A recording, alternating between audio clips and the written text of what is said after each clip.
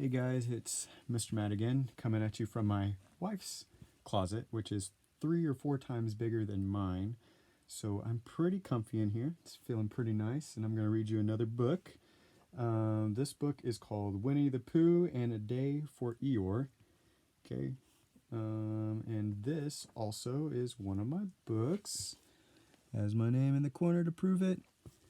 Cool thing about these books that I like is always the beginning, because you have a little map or you have different pictures that are pretty cool to look at before reading. So I'll start showing that to you. I think there's one at the end too.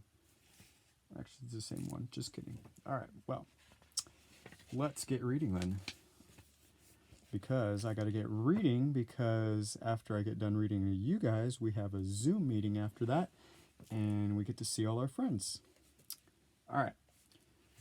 So I'll read it and then I'll show you the pictures. One summer day, Winnie the Pooh was walking down the road that went to the old wooden bridge. The bridge was one of his favorite places. He liked to stand on it and look down at the river slipping slowly by. There's Winnie the Pooh, there's the bridge, and there's the river.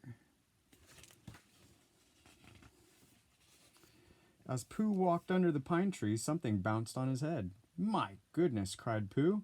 "It's fir cone, and a very good one, too." Pooh was looking at his perfect fir cone and didn't see the big root sticking up from the path. Oops! Pooh tripped over the root and went tumbling down the hill. Pooh landed right in the middle of his favorite bridge. "Where did my fir cone go?" Pooh said, looking up the hill. "Oh, bother, it's rolling right into the river." Pooh watched the fir cone plop into the water and float away. There he is, getting hit by the fir cone. There he is, tumbling down the hill. There he's on the bridge, and his fir cone is going into the water. Plop. Then Pooh noticed something very strange. "That's funny. My fir cone fell in the water on that side of the bridge and came out on this side. I wonder if I can do that again." Pooh gathered more fir cones and some sticks and went back to the bridge. He stood on one side of the bridge and threw everything into the river. Then he ran to the other side of the bridge. "There's one, and another, and another. They've all come through, and the sticks are even faster than the fir cone," said Pooh. "I can't wait to tell everyone." So there he is, looking at what he dropped, and then he goes to the other side, and it's on the other side now. So then he gathers more, and he drops them all in. "Piglet, Rabbit, Roo, I've got a new game to play. It's called Pooh Sticks." "I named it after myself," Pooh explained. "I can't tell you about it, but I can show you." So now they all went down to the river. "Now everyone gather some sticks," Pooh said. "When we throw them off the side of the bridge, we run to the other side and see who wins." "Are you ready?" Pooh asked. "Throw!" Then Piglet, Pooh, Rabbit, and Roo all ran to the other side of the bridge. "Here comes mine," cried Roo. But it wasn't Pooh's stick at all, Pooh's stick at all. It was Eeyore floating in the river. "Dear me, Eeyore," called Rabbit. "Are you waiting for somebody to help you out of the river?" "That'd be nice," Eeyore answered, bobbing up and down. There he is, telling his friends about the game. There they are playing the game. They're looking, and then they see Eeyore. "What shall we do?" asked Piglet. Then Pooh said, "I've got an idea. If we throw a big rock next to Eeyore, the waves will wash him to shore." Everyone except Eeyore thought it was a fine idea. Pooh got a big rock and lifted it up over the rail of the bridge. He aimed it at a spot near Eeyore and gave a big push. Splash! The rock fell very close to Eeyore. In fact, it fell on him. There he is with the big rock. It's a very big rock. He drops it and he hits Eeyore. Oh no! What's going to happen now? "Look, there he is," said Rabbit, pointing down the river, and there was Eeyore climbing out of the river onto the shore. Pooh's idea had worked. Sort of. They all ran over to the dripping donkey. "How did you fall in?" Rabbit asked. "I was bounced in," Eeyore said gloomily. "I expect Tigger bounced him," whispered Piglet. Just then, out of the woods bounced Tigger. Tigger, did you bounce Eeyore into the river? Rabbit asked. I didn't bounce him, Tigger said. I was behind him and I coughed. Bouncing or coughing, it's all the same, Eeyore said. But everyone knew that Tigger had bounced Eeyore into the river. You really should think of others before you go bouncing about, Rabbit said to Tigger. But Eeyore shook his head. Why should Tigger think of me? He said. Nobody else does. With his head hanging low, Eeyore walked away. Don't think I showed you this page. This is the page before. Eeyore's climbing out of the river, and he's explaining that Tigger bounced him. Here comes Tigger, and Tigger's explaining what happened, and Eeyore walks off. Looks kind of sad. Eeyore seems gloomier than usual today. Does anyone know why? Asked Pooh. No, Pooh, Rabbit said, but you're right. I've never seen Eeyore so gloomy. Well then, Pooh said, I'll just follow him and find out what's wrong. What's the matter, Eeyore? Asked Pooh. After he caught up with the little donkey, you seem so sad. Sad? Why should I be sad? Eeyore answered. It's my birthday, the happiest day of the year. They're wondering about Eeyore. Oh, look, he's so sad. He's so sad. He has a rain cloud on top of him. And there he is looking into the river because he's so sad. That river might be tears of sadness. And there he's explaining it's his birthday.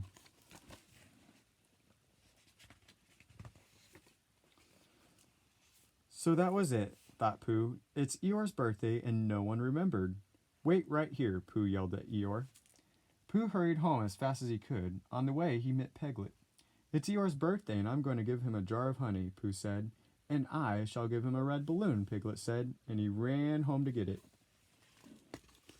He's talking to Eeyore. Looks like Pooh has an idea what he's going to do. And there he's talking to Piglet, saying he's going to give some honey, and there goes Piglet, going to get a red balloon.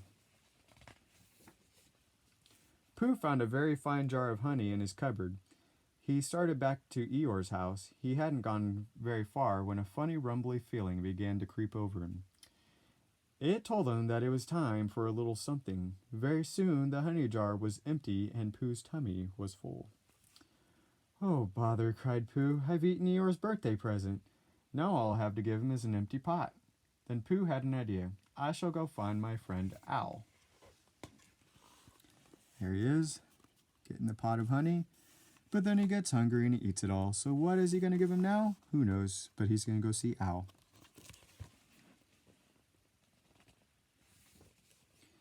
Pooh went to Owl's treehouse. He asked Owl to write happy birthday on the empty pot, and Owl did. What a splendid idea, said Owl. An empty pot can be a very useful present. Meanwhile, Piglet was running through the woods with a big red balloon. Eeyore will be so pleased with this balloon, he won't be gloomy anymore, and kaboom! Oh dear, Piglet said, holding up what was left of his big red balloon. I've hit a branch with my balloon, and now I haven't got a balloon at all. There's Owl writing happy birthday. And there's Piglet popping the balloon. Come on, Piglet. You had one job to do. Piglet found Eeyore by the river. I brought you a present, Eeyore, he said. It was a beautiful big red balloon, but it popped. Eeyore stared at the broken balloon. Just at that moment, Pooh arrived with his empty honey pot. I brought you a birthday present, Eeyore said, Pooh. Oh, I'll show you the picture. There's Piglet explaining about the red balloon, how it popped. Eeyore doesn't look too thrilled with his present. And here comes Pooh with his empty pot.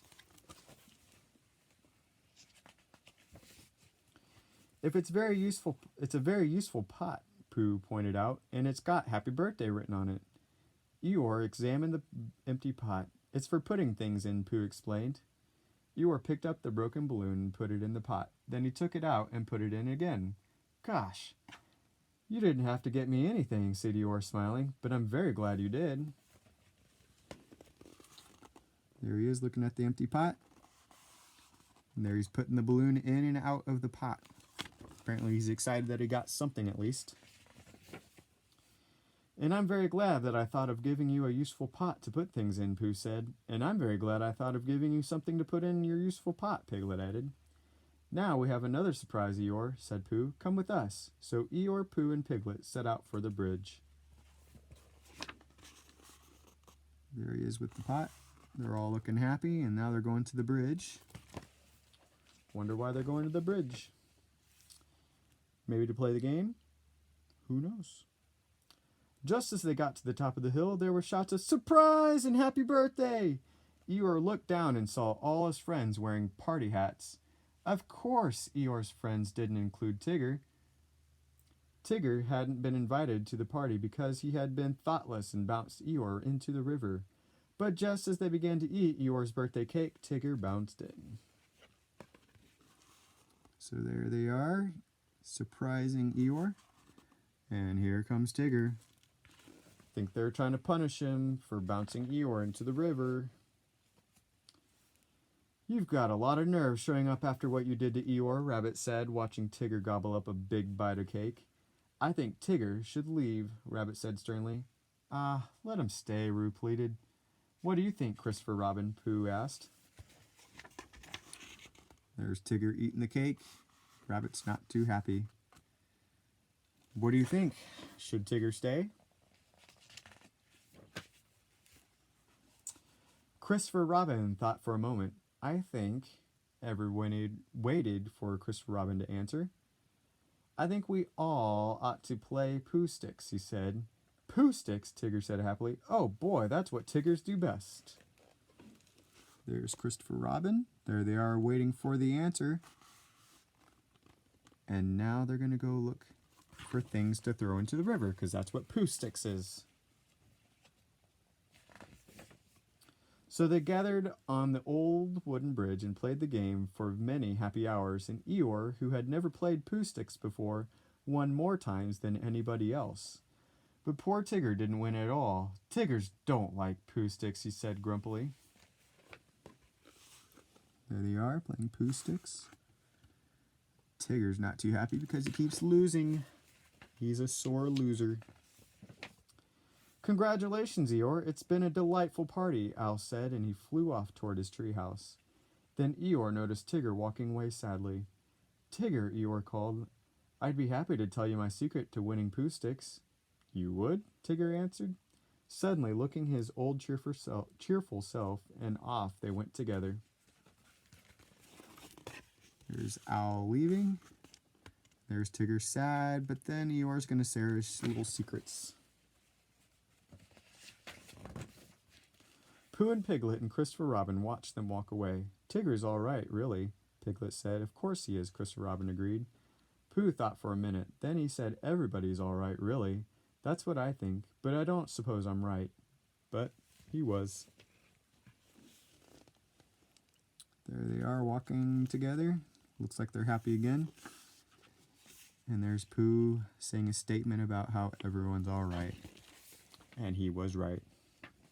Everyone's all right. The end. All right. I'm going to go ahead and cut you guys off, and then I'll get ready for the Zoom meeting. So I'll see you here in a little bit.